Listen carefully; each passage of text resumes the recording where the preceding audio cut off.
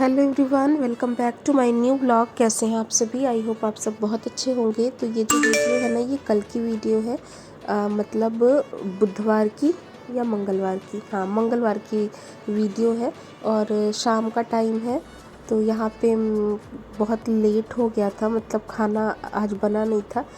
Reason, Prisha की तबीयत ना थोड़ी सी ठीक नहीं चल रही थी, मतलब उसको ज़ुकाम ही हुआ है और कुछ तो नहीं हुआ है। और मुझे ऐसा लग रहा है कि उसके दांत भी निकल रहे हैं, तो इस वजह से ना वो थोड़ी सी लूज़ मोशन वगैरह भी हो रहा है उसको।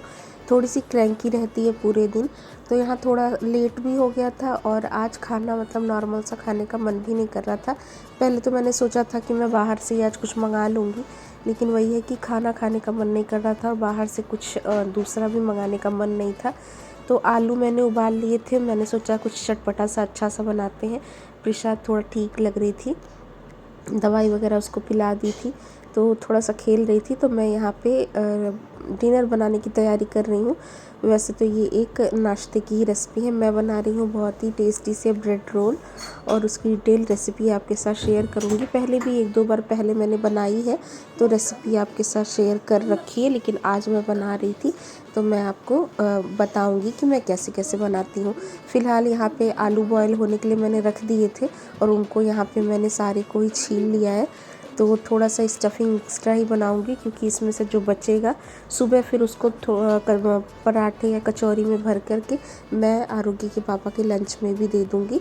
तो इसलिए आलू मैंने थोड़ा एक्स्ट्रा ही बॉयल किए हैं, और गरम गरम आलूओं को ही पोटैटो मैशर की हेल्प से मैं यहाँ पे अच्छी तरह से मैश कर ले रही हूँ पहले।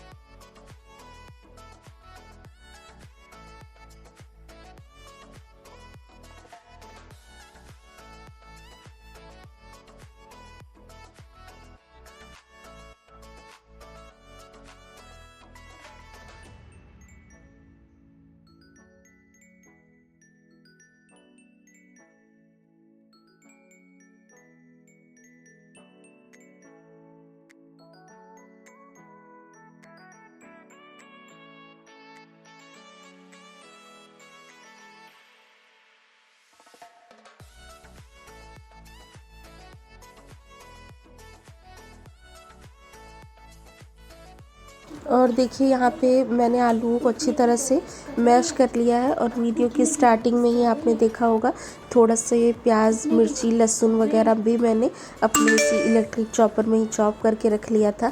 आप चाहो तो ये सारी चीज़ें कच्ची भी सब्ज़ी में, मतलब आलू में मिक्स करके बना सकते हो रोल। कई बार मैं पहले वैसे भी बनाती हूँ, लेकिन क्योंकि आज मैं डिनर के लिए इसको बना रही हूँ तो आरू भी यही खाएगा।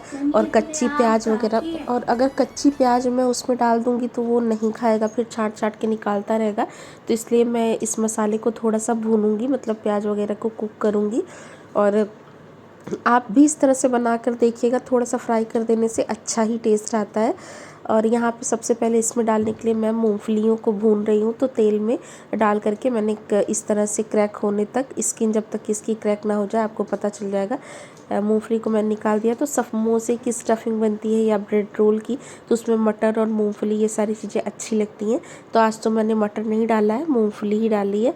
और उसके बाद सरसों का तेल ही है ये, इसमें मैंने डाला है राई के दाने, छोटी वाली, मतलब सरसों नहीं डाली है, राई डाली है, और जीरा डाला है। अजवाइन वगैरह भी आप चाहो तो डाल सकते हो, मैंने नहीं डाला है। बाकी करी पत्ता ये थोड़े से ही थे, सूखे थे मेरे पास, तो मैंने वो डाल दिए हैं। और ये है प्याज, मिर्ची, अदरक का ये क्रश किया हुआ, मतलब जो चॉपर में मैंने बिल्कुल महीन महीन सा चॉप कर लिया है, वही डाला है। तो आप भी ना चॉप करके ही डालिएगा, पीसिएगा मत इस मसाले को, पीस करके फिर वो अच्छा नहीं लगता। और इसके लिए स्पेसिफिक मैंने लोहे की कढ़ाई ली है। तो भूनने वाली जो भी चीज़ें होती हैं ना, वो लोहे की कढ़ाई में आप बनाते हैं तो बहुत अच्छी बनती हैं, सौंधी सौंधी सी। और यहाँ पे देखिए प्याज का मसाला हमारा अच्छी तरह से भून गया है। मसाला क्या है, मतलब वही प्याज मिर्ची ही जितना मुझे चाहिए था, काला नहीं करना है आपको, गोल्डन ब्राउन हो जाए उतने तक आपको इसको मैश मतलब पकाना है। और उसके बाद ये मैश किए हुए आलू मैं इसमें मिक्स कर दे रही हूँ। और अब इसके ऊपर से कुछ मसाले जाएंगे। मसाले में मैं इसमें डालूँगी हल्दी का पाउडर, अभी आपको आगे दिखाती हूँ, और धनिया का पाउडर डालूँगी, जीरे का पाउडर भी डालूँगी क्योंकि मेरे पास पिसा हुआ रखा हुआ है। और उसके बाद जो है थोड़ा सा सब्जी मसाला रेगुलर जो मैं यूज़ करती हूँ, बहुत थोड़ी सी नॉर्मल वाली red chilli, Kashmiri red chilli नहीं डाली है, तीखी वाली रेड चिली डाली है मैंने। और इसमें मैंने डाला है नमक, थोड़ा सा काली मिर्ची का पाउडर और सबसे ज़रूरी अमचूर। अमचूर पाउडर आपको ज़रूर डालना है, इससे थोड़ा सा टेंगी टेंगी सा फ्लेवर आता है और अच्छा आता है। और टेस्ट के अकॉर्डिंग आप इसमें नमक डाल दीजिए और खूब अच्छी तरह से इस मसाले को मिक्स करके पका लीजिए, मतलब भून लीजिए। फ्लेम आपकी मीडियम टू हाई ही रहेगी और उसमें आपको अच्छी तरह से इसको टर्न करके और लाल होने तक बढ़िया से बना लेना है। और अब ये जो मसाला तैयार हुआ है आलू का, ये मल्टीपर्पज़ है। इससे आप कचौरियाँ बना सकते हो, पराठे बना सकते हो, समोसे में भर सकते हो, ब्रेड रोल बना सकते हो और सिर्फ ब्रेड में डाल करके आप इसके सैंडविचेस भी बना सकते हैं और ब्रेड पकौड़े बना सकते हैं अगर आप अंदर भर लीजिए। और आप वड़ा पाव के लिए जो वड़ा बनाते हैं उसमें इन आलूओं को भर सकते हैं। तो जिस मर्ज़ी में आप चाहो वो डाल लो। बहुत ही टेस्टफुल और बहुत ही अच्छे से ये आलू का मसाला बन करके तैयार होता है।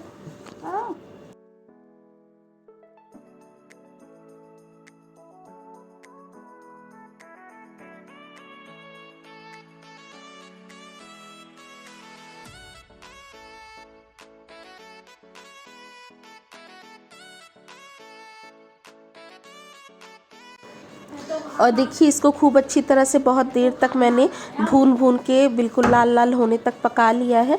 इस तरह से आपको ही पका लेना। और ऊपर से मैंने खूब सारा हरा धनिया डाला है और डाला है ये भुनी हुई मूंगफली। और पराठे के लिए अगर आप ये आलू बना रहे हैं तो उसमें आप ये मूंगफली मत डालिएगा, क्योंकि फिर आप पराठों को बेल नहीं पाएंगे, वो फट जाएंगे। हाँ, अगर आप कचौरियाँ बना रहे हैं तो कचौरी में फिर भी चल जाएगा, थोड़ी सी मोटी मोटी सी कचौरियाँ आपको बनानी पड़ेंगी। और अब इस मसाले को आपको एक प्लेट में निकाल लेना है और ठंडा भी होने का इंतज़ार नहीं करना है, फटाफट से आप इसके ब्रेड रोल बना सकते हैं, बहुत इजीली बन जाता है। और ये ब्रेड रोल ना हमारे बचपन की याद है, मेरी मम्मी बहुत इसको बनाया करती थी और हमारे घर में ये बिल्कुल डिनर के हिसाब से ही बनता था। मतलब महीने में 1 से 2 बार तो मम्मी बनाती ही थी। और हम बहुत सारे लोग थे भी, मतलब मेरी जॉइंट फैमिली थी वहाँ पे, बाबा दादी, मेरे 2 चाचा और चाची, मम्मी पापा, हम 3 भाई बहन। तो मम्मी बहुत सारा बनाती थी उस दिन और हम सुबह से ही बहुत इंतज़ार करते थे कि आज मम्मी ये बनाने वाली है। और उस दिन फिर खाने में कुछ और नहीं बनता था, खूब सारा यही बनता था, जितनी मर्ज़ी उतनी खाओ और सुबह के लिए भी हम अपने लिए रखते थे। तो खैर वो तो अलग ही बात है। यहाँ पे देखिए मैं बना रही हूँ और बनाने के लिए यहाँ पे बिल्कुल ही सिंपल तरीके से आपको बनाना है। एक बर्तन में मैंने पानी ले लिया है और ये ब्रेड्स ले लिए हैं। अगर आप चाहो तो इस ब्रेड के जो एजेस है ना, किनारे किनारे, ये आप पहले ही कट करके रख सकते हैं। लेकिन पहले अगर आप नहीं भी कट करते हैं तो इस तरह से आप थोड़ा सा पानी में डिप कर दीजिए और उसके बाद जितना आपको इसमें आलू भरना है उस हिसाब से आपको आलू लेना है। लेकिन उसके पहले, क्योंकि ये बिल्कुल सॉफ्ट हो चुका है, तो इसके जो एजेस हैं किनारे किनारे से, ये बड़े आराम से निकल जाएंगे। आप चाहो तो इनको निकालो, नहीं चाहो तो नहीं भी निकाल सकते हैं। और क्योंकि ये वीडियो आरोग्य के पापा के फ़ोन से शूट हो रही है ना, तो उनके फ़ोन में पहले भी मैंने आपको बताया कुछ ऐसी प्रॉब्लम है, मुझे नहीं पता, वो बहुत ज़्यादा ब्राइटनेस आती है, या तो मैं इसको सेट नहीं कर पाती हूँ, तो उसी तरह से ब्राइटनेस बहुत ज़्यादा आ रही है, तो क्लियर आपको विजिबल नहीं हो रहा है। तो लेकिन आप समझने की कोशिश करिएगा कि किस तरह से मैं इसको चारों तरफ से फोल्ड कर दे रही हूँ। और ब्रेड को पानी में डालने के बाद आपको बहुत ज़्यादा बिल्कुल दबाना नहीं है कि ब्रेड बिल्कुल टूट ही जाए। और पानी में इसको डिप करते हैं, ये मोल्ड करने में भी आसान रहता है और ब्रेड ना आपका तेल भी बहुत कम सोख करते हैं। तो इस तरह से आप दबा करके पानी जो है वो सारा निकाल दीजिए। और चारों कोनों में से 1-2 कोना ऐसा होता है ब्रेड का जो बहुत ज़्यादा टाइट होता है, तो वही मैं निकालती हूँ, बाकी 1-2 कोने मैं छोड़ भी देती हूँ। और इस तरह से आप इसको हर तरफ से फोल्ड कर दीजिए। मेक श्योर करिएगा कोई भी तरफ खुला ना हो, नहीं तो फिर जो है आपका ये ब्रेड जब आप इसको फ्राई करने लगेंगे तो तेल में खुल जाएगा और बहुत ऑयल आपका बेकार हो जाएगा। तो इसीलिए मैंने कई बार बना करके आपको वीडियो में दिखाया है कि किस तरह से मैं कर रही हूँ। पानी बहुत ज़्यादा भी नहीं करना है, ज़्यादा पानी अगर आप डाल देंगे तो ब्रेड बिल्कुल ही सॉगी हो जाएंगे, फिर आप इसको हैंडल नहीं कर पाएंगे। और थोड़ा सा वॉइस ओवर में डिस्टर्बेंस हो सकती है क्योंकि प्रिशा और आरू दोनों ही मेरे पास बैठे हैं।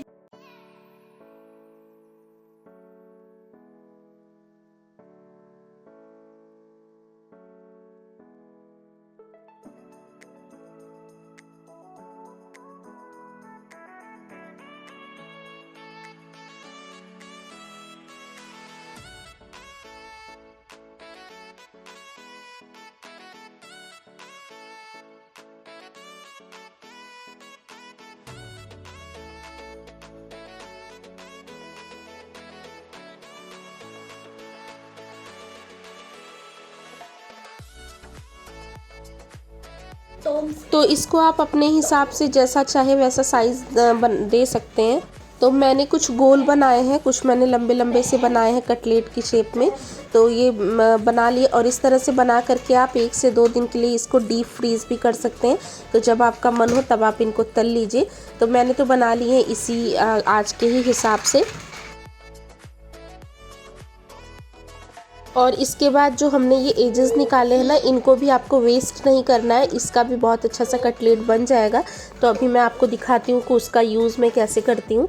तो यहाँ पे ये देखिए, ये सारे एजेस हैं जो मैंने अभी ब्रेड के पीछे से निकाले हैं। तो इसको ना आपको अच्छी तरह से पहले मिला लेना है। लेकिन यहाँ पे ये जो आलू है ना, इनमें से जितना मुझे सुबह के लिए कचौरियों के लिए चाहिए, 4 कचौरी बन जाए बस इतना ही मैं निकाल रही हूँ। क्योंकि वैसे तो सुबह मैं सब्ज़ी बनाऊँगी, लेकिन अगर देर हो गई, क्योंकि प्रिशा आजकल क्रैंकी है, तो इस हिसाब से मैं थोड़ा करके रख रही हूँ। अगर जाग गई तो फिर सब्ज़ी ही बना दूँगी, फिर दोबारा ये बना लूँगी बाद में। हालांकि हुआ भी ऐसे था, सुबह फिर मैंने भिंडी की सब्ज़ी बनाई थी और दोपहर में इसके मैंने फिर ब्रेड पकौड़े बना दिए थे, वो तो अगले दिन दिखाऊंगी आपको। फ़िलहाल आ जाते हैं इस वाली रेसिपी पे। तो यहाँ पे वो जो ब्रेड के एजेस निकले थे ना, उनमें उनको मैंने अच्छी तरह से मिक्स कर लिया है और उसमें ये जो हमारा आलू का मसाला है वो मैंने मैश कर दिया है। वो करने के बाद ये देखिए, ये एक तरह से तैयार हो गया है ये मिक्सचर। और इस मिक्सचर को भी आपको कटलेट की शेप दे देनी है, पतली पतली लंबी लंबी सी, ये भी बहुत अच्छी लगती है। और इस तरह से सिलेंडर साइज़ में आपको इसको बना लेना है।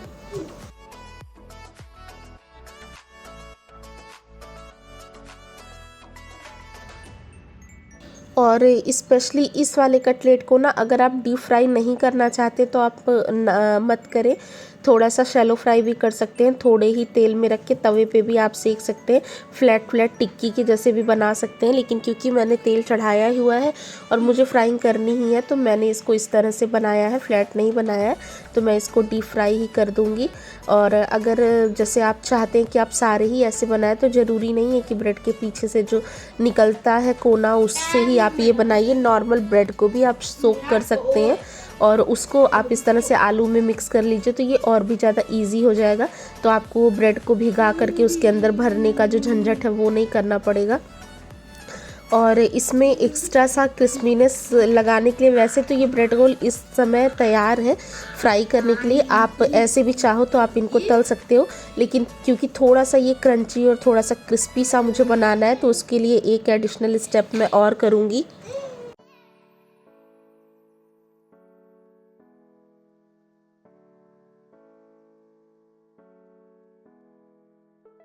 और यहाँ पे मैंने ले ली है सूजी। अगर आप सूजी नहीं लेना चाहते हैं तो वर्मसिली होती है ना सिवैयाँ, जो बिल्कुल ही ज़ीरो साइज़ की आती हैं, बिल्कुल ही पतली पतली वाली, उनका आप यूज़ कर सकते हैं। मेरे पास वो पतली वाली सिवैयाँ नहीं थी, थोड़ा मोटे साइज़ की थी, तो उसका इस्तेमाल मैं नहीं कर सकती थी। मम्मी मेरी जब बनाती थी तो सिवैयों का इस्तेमाल करती थी। तो मैंने यहाँ पे सूजी ले ली है। अब इस सूजी में ना आपको ये अपने जो आपने रोल्स बना करके रखे हुए हैं, इनको अच्छी तरह से मिला देना है। मतलब चारों तरफ इस तरह से आप स्क्रीन पे देख पा रहे होंगे, लगा दीजिए, कोट कर दीजिए इसमें। तो ये जब सूजी जो है तेल में जा कर के फ्राई हो जाती है, तो बड़ी क्रिस्पी क्रिस्पी सी करारी सी बनती है और बहुत ही टेस्टी आपकी रोल बनती है। मैं आपको सजेस्ट करूँगी कि इसमें आप उतना ही तेल डालिए जितना आपको लगे कि आप ये तैयार करेंगे और उसमें आपका कंज्यूम हो जाएगा। क्योंकि इससे जो भी रिफाइंड या तेल आप जो भी यूज़ कर रहे हैं, वो जो बचेगा उसको आप फिर कहीं और इस्तेमाल नहीं कर पाएंगे, क्योंकि इसमें सूजी के बहुत सारे टुकड़े गिर जाते हैं और वो जल भी जाते हैं, तो वो तेल एक तरह से बिल्कुल ख़राब ही हो जाता है। तो इसीलिए आप थोड़े ही तेल डालिए, एक बार में 3-3 4-4 रोल्स करके या 3-4-5 जैसे भी है कर करके आप इसको छान लीजिए। तो ये आप ध्यान रखिएगा, क्योंकि और कोई चीज़ फ्राई करने के बाद तो आप इस्तेमाल कर सकते हैं तेल को, इसको फ्राई करने के बाद आप उसको वापस इस्तेमाल नहीं कर पाएंगे।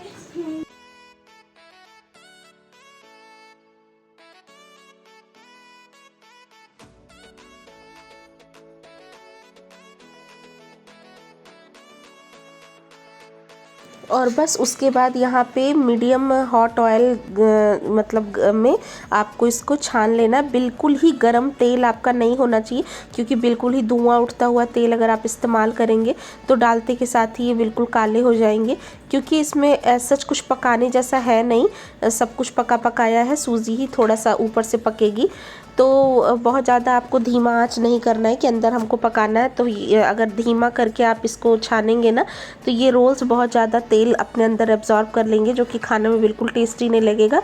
लेकिन अगर आप जो है बिल्कुल हाई पे कर देंगे तो भी ये अच्छे नहीं बनेंगे, तुरंत से ही जल जाएंगे और सूजी तक भी नहीं बन पाएगी, फिर कड़वा सा टेस्ट आएगा। तो तेल का आपको बहुत ध्यान रखना है कि किस टेम्परेचर के तेल पे आपको इसको छानना है। तो मीडियम हॉट ऑयल पे आप इसको डाल दीजिए एक एक करके। मैंने देखिए डाल दिया, एक साथ 4 से 5 मैं तल ले रही हूँ। और सूजी बिल्कुल ही वाइट वाइट सी हो जाएगी, लेकिन तुरंत आपको निकालना नहीं है। ऊपर की सूजी वाइट रहेगी और नीचे का जो ब्रेड है ये थोड़ा सा रेड रेड सा हो जाएगा, तो आपको समझ में आ जाएगा कि हाँ ये तल गए हैं। और अगर आप सूजी नहीं लगाएंगे ना, सिर्फ ब्रेड के साथ इसको तलेंगे, मतलब ब्रेड लगा करके तलेंगे, तो ये फिर जल्दी से रेड हो जाएंगे और आपको तो पता चली जाएगा कि पक गए हैं। तो बस इतना होने तक आपको इसको अच्छी तरह से पका लेना है। अब इसके बाद आप इसको जो है चाय और टोमेटो केचप, मीठी चटनी, तीखी चटनी, जैसे भी चाहे उसके साथ सर्व कर सकते हैं। मेरे पास धनिया नहीं था तो मैंने तीखी चटनी नहीं बनाई थी, टोमेटो केचप और चाय के साथ मैंने इसको सर्व किया था और ये बहुत टेस्टी हो रहे थे। तो आप एक बार इस हिसाब से ट्राई करके ज़रूर देखिएगा।